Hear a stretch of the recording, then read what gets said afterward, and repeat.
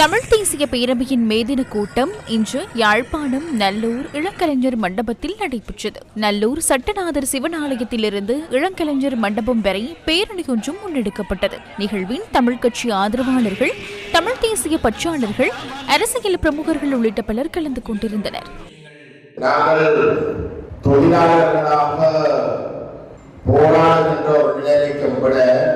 தமிழர்களாக மனிதர்களாக நாங்கள் தொடர்ந்து இந்த தீவிலே வாழ்வதற்கு இருக்கக்கூடிய சவால்களை இடம் கண்டு அந்த சவால்களுக்கு தீர்வுகள் காணுகின்ற நோக்கத்தோடு வெளிப்படுத்துகின்ற ஒரு ஆவணமாகத்தான் அந்த பெருங்கன் அமைகிறது.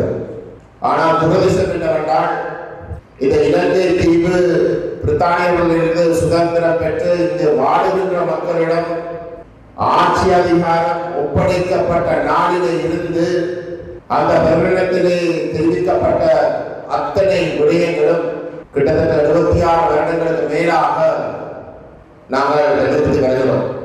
இது நேற்று இன்றைக்கு கண்டுபிடிக்கப்பட்ட என்னுடைய அனுபவிக்க தொடங்கின பிரச்சனை.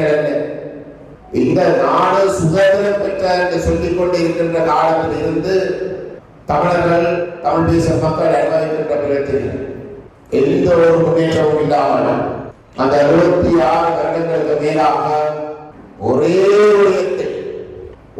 ஆவணத்தை வெளிப்படுத்தி நாங்கள் போராடி